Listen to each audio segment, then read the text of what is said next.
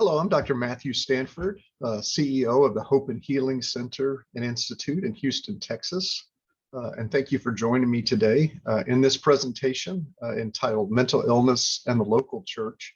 I'm going to be doing three things. First, I'm going to give an overview of mental illness, what it is, how prevalent it is. Then I'm going to talk about the role that the local church can play in serving and ministering to individuals with serious mental health problems. And then finally, I'm going to give an overview of a training program that we've developed at the Hope and Healing Center that can equip any church to be more involved in serving those with mental health issues. It's a free training, and I'll give details on how to access that at the very end of the presentation. So let me share my screen real quick. And we will get going. All right, so mental health, just like physical health, exists on a continuum. As you can see, on one end of this continuum is full mental health, perfect mental health, which unfortunately really doesn't exist. We all struggle with something. And on the other end is mental illness, what we would think of as mental disorders. And you can see that's kind of a division between different points along this continuum. The majority of us in our lives will live and die, and all our mental health will always be in this well-being point here. We will move back and forth in here. Sometimes we'll be struggling with things, and sometimes we'll be doing better on certain days. Some days you're more stressed out than other days, but we always will only deal with mild distress. Others of us will have situations in our life that bring about moderate psychological distress. And so we are mildly or temporarily impaired, and we'll cross this line right here into what we often think of as emotional problems, or sometimes just referred to as counseling issues. So we need somebody to kind of help us process that situation or deal with it, to help us move back across this line back into well-being. But we don't have a mental illness. We don't meet criteria for a mental disorder, and we are not functionally impaired to the point that we can't get through our normal day. Then others will cross this line here and will meet criteria for a mental illness. And they will show marked distress, and they will be moderately to severely or chronically impaired. They're not able to function normally on a daily basis. And again, these individuals will require some treatment, intervention, perhaps some medication to be able to move them back. And it certainly is possible for these individuals to receive that intervention and to move back into well-being. It just depends on the illness and the individual and how well they respond to treatment. But what's important to understand from this continuum is that we all fall on this continuum. Mental illness is not an us and them issue. It's not those who don't have mental illness and those who do. We all are on this continuum at some point. Each of us could be put on here, and we will move around on this continuum. And depending on our coping abilities, depending on the support that we have around us, depending on our access to care for mental health issues or counseling issues, that will depend on how much we move and how we're able to stay or not stay in the well-being section of the continuum. So again, as we deal with people who have mental health problems, we need to remember it's not an us and them thing. It's an us thing. We all could be at any point on this, given the right circumstances and the right situations. So just remember that. We're going to primarily be talking about individuals that are down here in this section right here, and how the church may intervene and engage to help them. Now, people often ask me, what is a mental illness, or what causes a mental illness is usually what they're most interested in. And I like this model. It's called the diathesis stress model. Diathesis is just a big word that means kind of a vulnerability or a predisposition. And so we all are born with vulnerabilities. We may have a vulnerability to cancer. Maybe cancer runs in our family. And so we're more prone or more at risk of getting cancer than someone who doesn't have that running in their family. And so it's the same thing with mental health problems. We may have abnormal functioning in our brain, our neurotransmitter systems may be abnormal. We may have some genetic predisposition for mental health issues. We certainly know things like addiction run in families and depression. So we're all born with some kind of what we might think of as a weakness or a vulnerability to a mental health issue. And then we're born into a world where we are constantly bombarded by stressors. There are there's trauma, there's relationship problems, there's physical stressors like poverty and a lack of nutrition. There's physical abuse. There's all types of things that bring stress upon the individual. Some of us are born into situations where we don't have a lot of kind of outside stress. We're born into a family where we're cared for and loved and nurtured. Others are not. Someone may be born into poverty and have a loving family, whereas another person with a loving family may not be in poverty. So there are different levels of stress. And so the combination of the stress that we endure and our ability to cope with or be resilient in the face of that stress, in combination with the weaknesses, the biological weaknesses that we have been born with, is what ultimately brings about a psychological disorder. An individual who has a heavy biological load. So for instance, perhaps they have the genetics for schizophrenia that run in their family, which is a brain disorder and primarily biological, does not require as much stress for that to manifest itself. Whereas something like depression, the person may have some predispositions towards depression, but it requires more stress to draw that out of the individual. And so again, mental health problems, mental illness is always a combination of biology and environment, or kind of weakness, biological weakness, and stressors. So it doesn't matter what illness we're talking about. There's always a combination of the two. It's a complex interaction. But for some illnesses like schizophrenia, for instance, or bipolar disorder, it's much more heavily biological and less environmental. Whereas things like depression, for instance, could be heavily biological and a little environment, or heavily environmental and a little biology. It can be manifest either way. So there are some that are primarily one or the other. Something like a post-traumatic stress issue requires the presence of a life-threatening or perceived to be life-threatening traumatic experience to even manifest itself. So it's heavily environmental in its presentation, although there's clearly a biological component as well. So again, as we're working with somebody who has a mental health problem, or trying to minister to someone with a mental health issue, we have to understand that the person comes to us with this problem that is a combination of biology and environment. But it's not their fault that they're struggling with this. It isn't just some bad decisions that they made that brought them to have this mental health problem. It's a combination or a complex interaction of things that are far outside of their control. Now, in the United States today, 1 in every 5 adults will experience a mental illness in a given year. It's about 44 million individuals. It's an enormous number of people. About 1 in 25 individuals, about 14 million adults, will have a serious mental illness. And a serious mental illness is mostly what you think of as, the primary mental illnesses that you've heard of: schizophrenia, bipolar disorder, severe depression, post-traumatic stress disorder, things like that. I think that it's important to remember this only includes adults.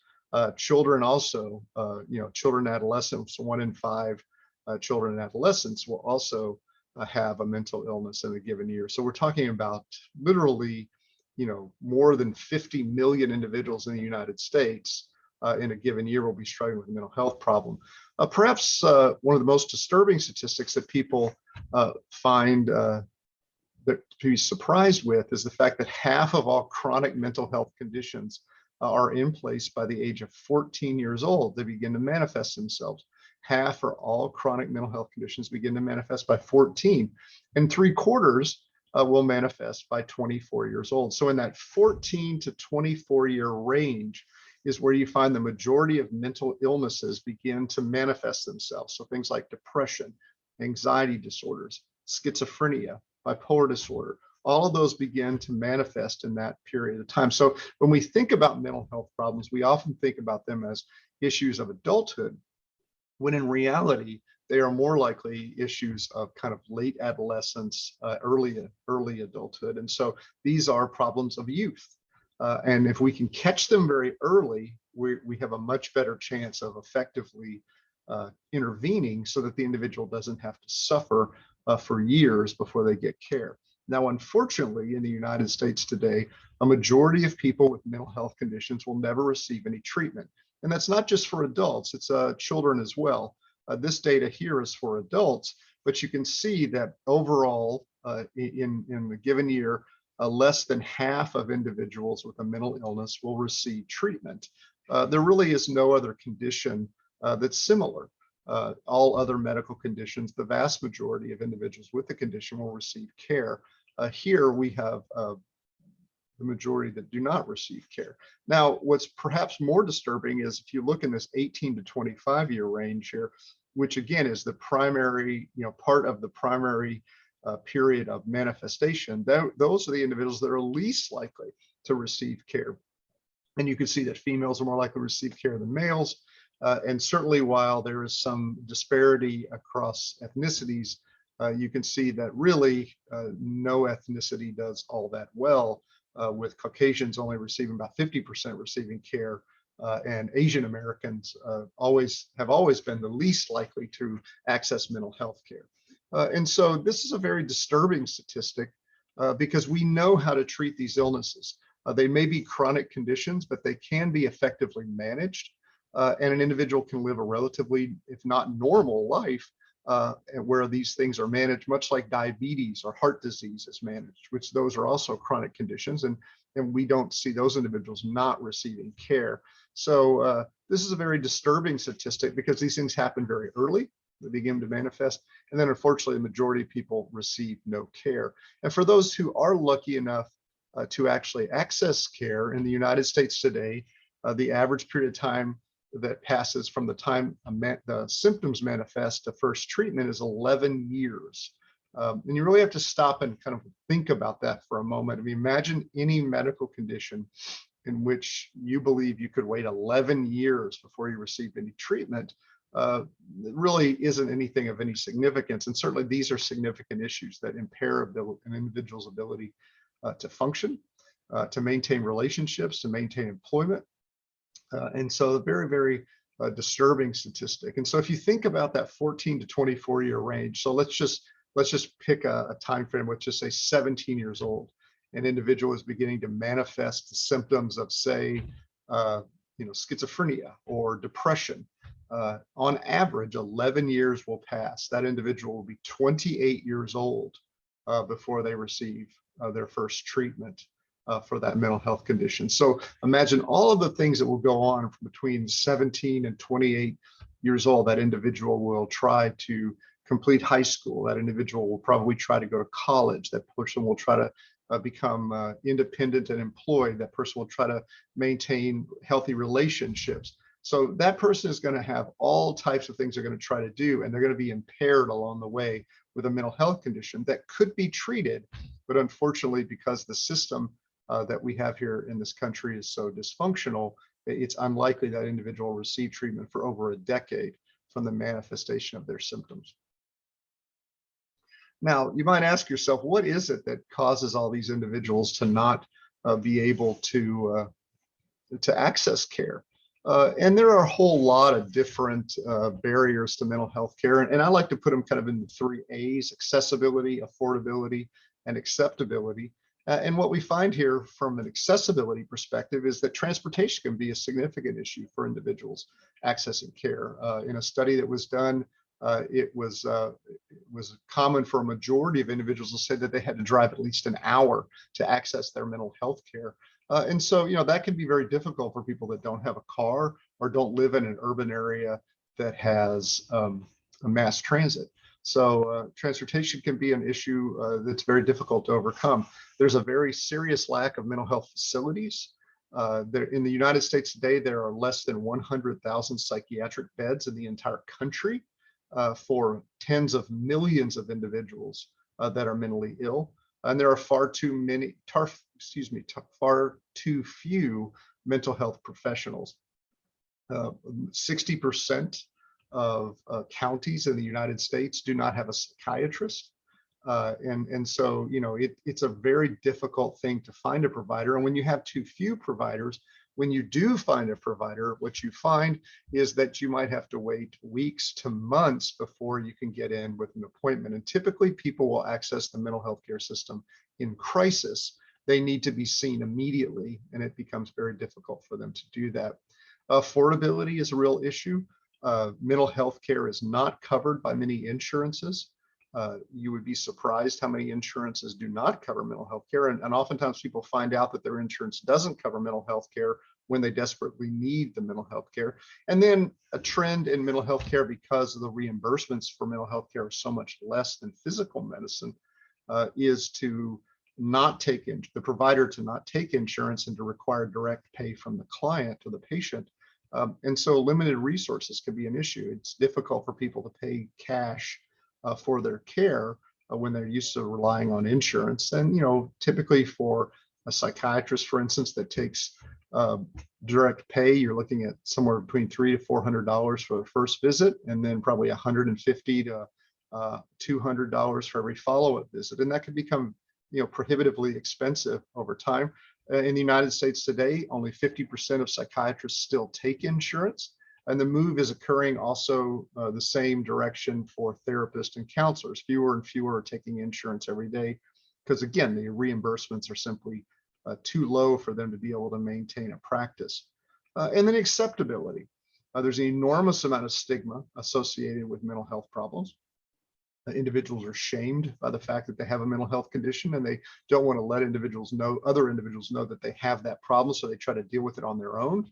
And so they won't go and get care. There are a lot of cultural beliefs, religious beliefs in relationship to mental health issues, that perhaps they're sin or that they're a shame on a family or things like that. And then there's just a general lack of knowledge and education where people simply don't understand that these are treatable conditions, that they do have a biological basis, that they are like any other medical condition. They just happen to deal with thoughts and feelings and cognitions, which are different than, say, how your liver might function, but your brain is still an organ and it still cannot function correctly at times, and it needs to be treated. So a whole set of barriers that have to be overcome by the individual that's dealing with a mental health problem to find care. And these are some barriers that the faith communities that are available to people with mental health problems can help them overcome. And I'll talk a little bit about that as I go through the presentation. So when we talk about faith communities, you might be asking yourself, well, why would a mental health issue be brought at a faith community? Why would that even be an issue?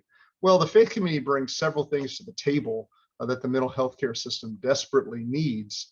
Some of these it brings just kind of passively, just because of who it is, and others it brings because of some of the dysfunction in the mental health care system.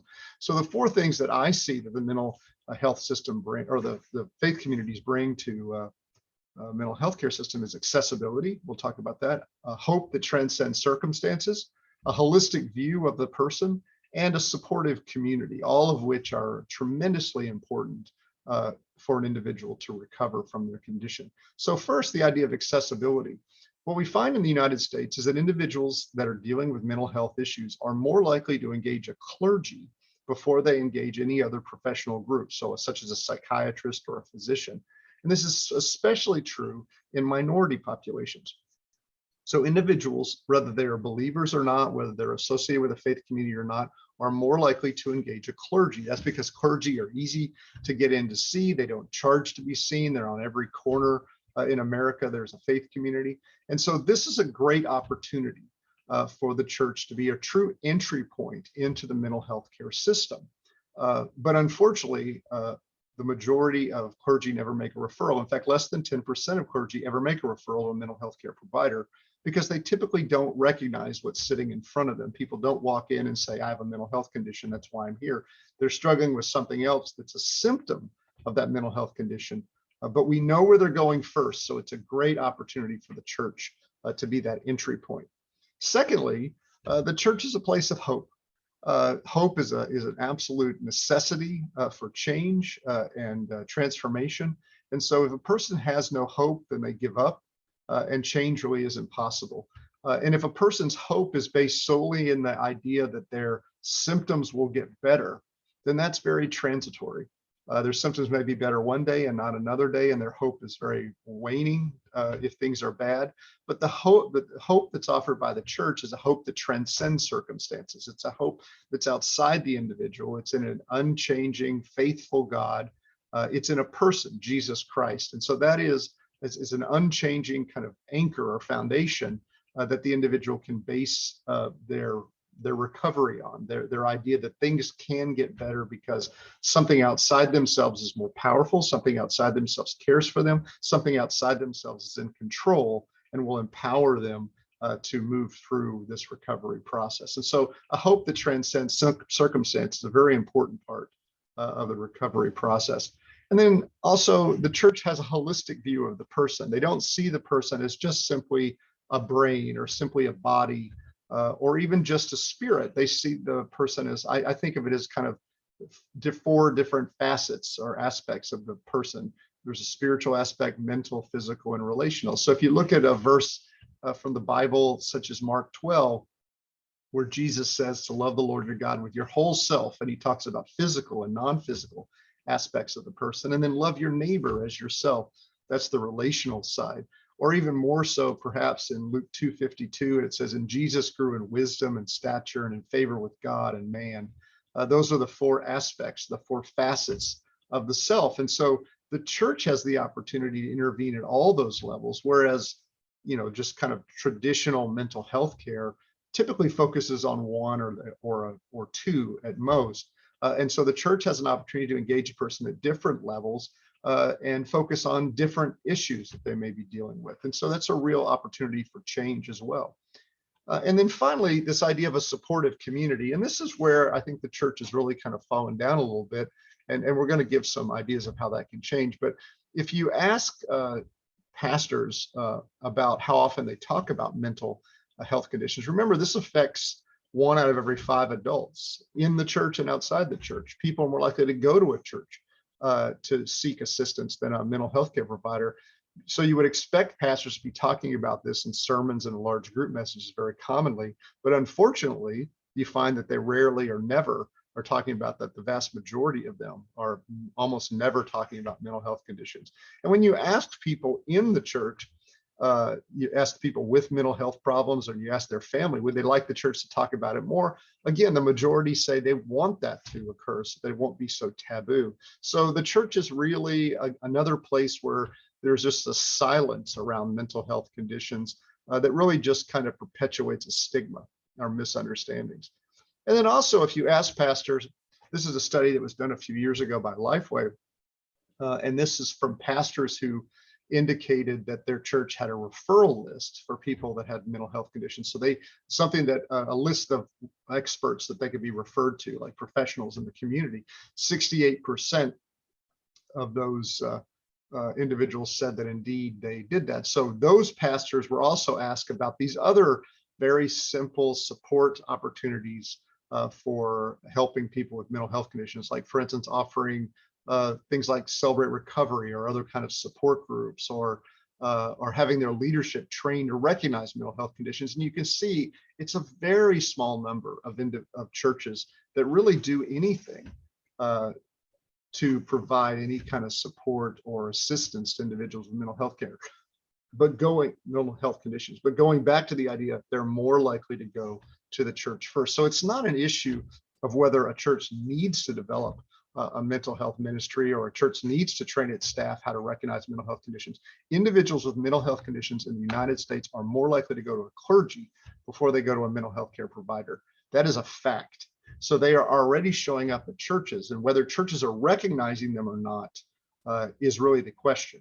And if they're recognizing them, how are they assisting them?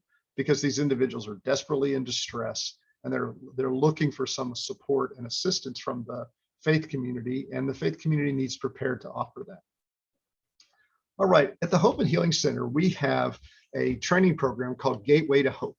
And Gateway to Hope goes into faith communities, and then we equip the faith community to be what we would call a mentally health equipped or mentally health prepared faith community. So we are going to train the leadership on several aspects of mental health. We're going to set up support groups there, and then we're also going to place mental health coaches there. So let me just kind of go through that quickly and show you what that looks like.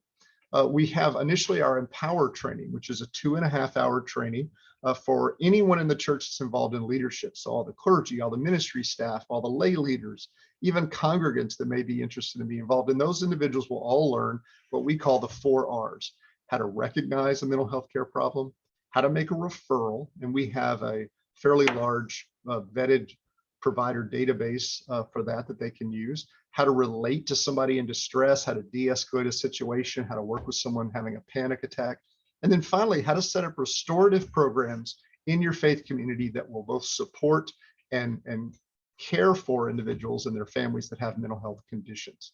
Okay, so the 4 R's, that's what you learn during Empower.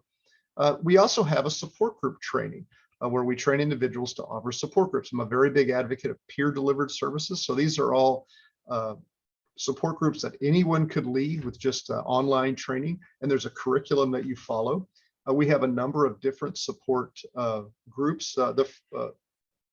One support group is our transformed, we call them transformed groups. And so there are 3 different transformed groups. There's our Minds Transformed group, which is for individuals who actually have a mental health condition. There's our Hearts Transformed group, which is for people who are the survivors of trauma, be that combat trauma, rape, whatever, although everyone in these groups would have the same traumatic experience.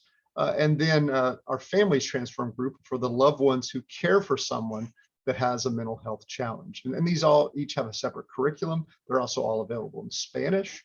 And they usually, I think they last about 13 to 16 weeks.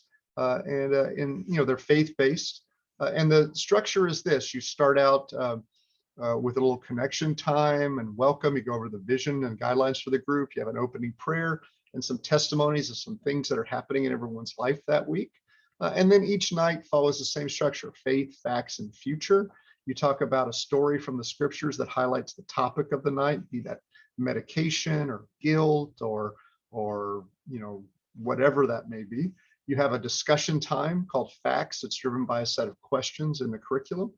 And then future, which are take homes that individual can implement in their life immediately to improve their life.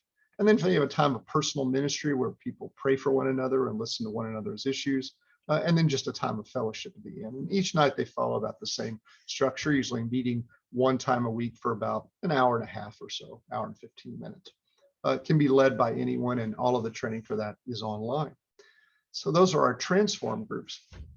We also offer a training in collaboration with the American Association of Christian Counselors to train mental health coaches. The mental health coach really is an advocate for an individual with a mental health problem, to kind of help them balance out their life. They help them regain stability by working, offering therapeutic support to them, and they help them find professional care and treatment, both for them and for their family members. So they are really an advocate for getting them to care. They also will do that training online. This has 40 hours, actually a 42-hour training now. Through the American Association of Christian Counselors, although you access it through a website I'll show you in a moment. You'll learn from all types of psychiatrists, psychologists, all from a faith-based perspective on how to work with somebody and care for somebody with a mental health condition. It's a very intensive training, but right now it's tuition free. You just need to pay a small IT fee, the American Association of Christian Counselors, of $54, and you can receive all 42 hours tuition free right now. We also have the Reimagine curriculum, which is a CBT-based curriculum that you work through with the individual as a mental health coach, and it really takes those 4 aspects of their being into account: body, mind, spirit, and relationships, and helps the individual kind of regain their stability and minimize their symptoms. And then this would be your next step. If you're interested in learning about that training, you're interested in having your church become equipped to help people with mental health conditions, just go to Mental Health Gateway. Just go to mentalhealthgateway.org and you will find everything you need there. All the training is available. It's all free. It's also all available in Spanish as well. We also do training in schools and in businesses. And certainly in nonprofits that assist individuals that may be in homelessness or addiction or things like that. So if you have any questions or are interested in learning more about the training, please go to mentalhealthgateway.org. And thank you for joining me today. I appreciate you taking the time, and I hope that this has been beneficial to you.